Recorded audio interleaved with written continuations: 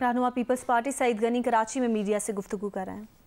Deputy speaker Suri ने और इनके जो दीगर कुछ वज़रा थे, उन्होंने अपने हलफ से इनहराफ किया है, आइन को तोड़ा है और इन तमाम लोगों के खिलाफ जो है वो आइन के आर्टिकल 6 के तहत जो है वो कार्रवाई होनी चाहिए।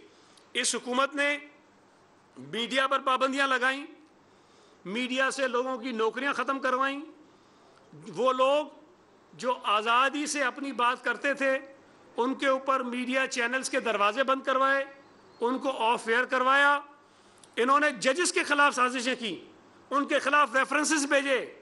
इन्होंने इलेक्शन कमीशन के खिलाफ साजिश की। इन्होंने पीका का कानून बनाया ताकि इस मुल्क का आम आदमी भी जो सोशल मीडिया पे कुछ एक्टिविटी करता है उसको भी दबाओ। भाई, तुम इलेक्शन कमीशन से खुश नहीं, तुम अदालतों से खुश नहीं, तुम मीडिया से खुश नहीं, तुम पाकिस्तान के लोगों से खुश नहीं। अगर तुम किसी से खुश नहीं हो तो उसका मतलब है खराबी तुम्हारे अंदर है, प्रॉब्लम तुम्हारे साथ है। बाकी तमाम जो इदारे थे, जो लोग थे, वो अपने हिसाब से काम कर रहे थे।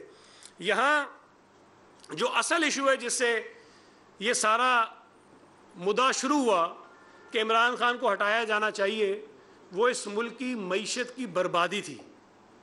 इस मुल्क में बढ़ती हुई महंगाई थी, इस मुल्क में बढ़ती हुई बेरोज़गारी थी, इस मुल्क में चीनी का, आटे का, दवाइयों का, LNG का, खाद का, पेट्रोलियम का, जो इनके स्कैंडल्स आए थे बड़े बड़े, जिसमें इमरान खान के ATM मुलविस थे, उससे तवज्जो हटाने के लिए, उससे लोगों को दूर करने के लिए एक नया नैरेटिव खड़ा करने की कोशिश की जा रही है ताकि लोग इन चीज़ों को भूल जाएं।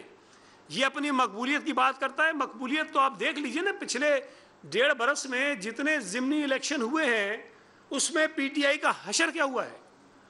कैंटोनमेंट के इलेक्शन हुए हैं, उसमें PTI का हशर क्या हुआ है। लाहौर में NA 133 के इलेक्शन में PTI के अंदर इतनी जुर्रत नहीं हुई कि अपना उम्मीदवार खड़ा कर सके।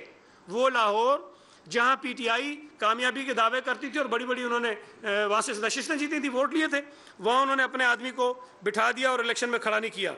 मैं ये समझता हूँ कि इस वक्त असल ज़रूरत इस बात की है कि जिस तरह एक नेब न्याजी गठजोड़ था जिसके ज़रिए अपने सियासी मुखालिफिन के ख़िलाफ़ इंतकामी कार्रवाइयाँ की गई, झूठे केसेस बनाए गए, PTI के लोगों के ख़िलाफ़ जो इल्ज़ामात थे, जो एलिगेशंस थे करप्शन के, उनकी तहकीकात नहीं हुई।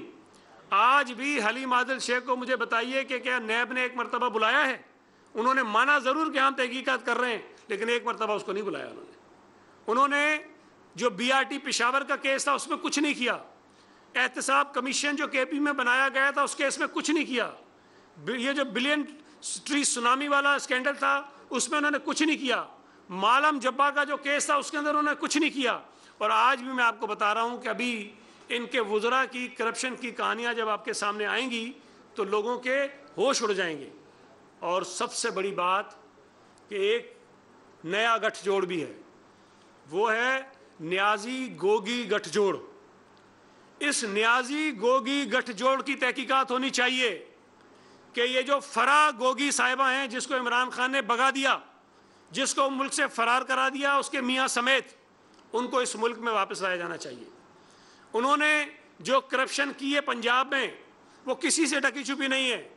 सूबा सिंध के मुतालिक तो झूठे इल्ज़ामात लगाए जाते हैं, एलिगेशंस लगाई जाती हैं, आसमान सर पे उठाया जाता है। पंजाब में हर ओहदे के रेट फिक्स थे, हर ओहदे के, और वो पैसे कहीं पहुंचाए जाते थे। और जो बड़े सौदे हैं वो किसी वक्त मैं तफसील आपको दे दूंगा।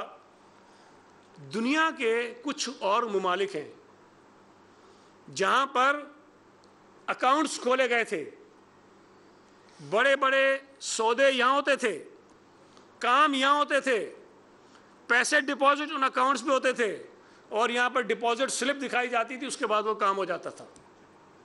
ये नेब न्याजी गठजोड़ तो एक और चीज़ थी।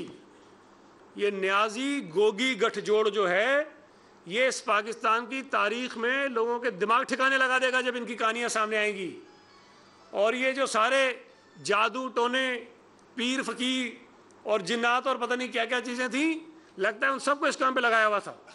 कि कलेक्शन करते रहो, और वो जाहिर है कि सारी चीज़ें हो रही, लेकिन एक चीज़ है, मैं मानता हूँ एक चीज़ सही है, जिसने भी ये कहा था बुज़दार जाएगा तो इमरान जाएगा, और बुज़दार गया तो इमरान गया, तो मैं ये समझता हूँ कि इस मुल्क के लोगों को इस बात को संजीदगी से लेना चाहिए कि हमारे मुल्क में सियासी आज़ादी सबको है, इख्तलाफ राय करने का हक़ सबको है, लोगों से आप अपनी सियासत का प्रचार कर सकते हैं, नज़रिए का प्रचार कर सकते हैं, सोच का प्रचार कर सकते हैं, लेकिन गद्दारी के सर्टिफिकेट बांटने का इख्तियार किसी के पास नहीं है।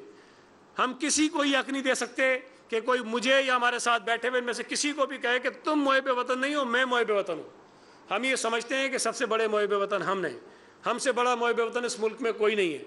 हर शख्स की अपनी जिम्मेदारी है, वो अपनी जिम्मेदारी पूरी करता है। हमने जो हलफ उठाया है हम उसकी पासदारी कर रहे हैं। जिन्होंने अपने हलफ को तोड़ा है उन्होंने मुल्क से गद्दारी की है, वो मुल्क के दुश्मन हैं, वो आइन के दुश्मन हैं, वो आइन शिकन है, उनके खिलाफ कार्रवाई होनी चाहिए। अब बात करें वकार भाई, बात करें फिर आप सवाल। हमसे बड़ा कोई मुहिब वतन नहीं, हलफ तोड़ने वाले मुल्क के दुश्मन हैं, ये कहना है पीपल्स पार्टी के रहनुमा सईद गनी का, जो कराची में मीडिया से गुफ्तगू कर रहे हैं।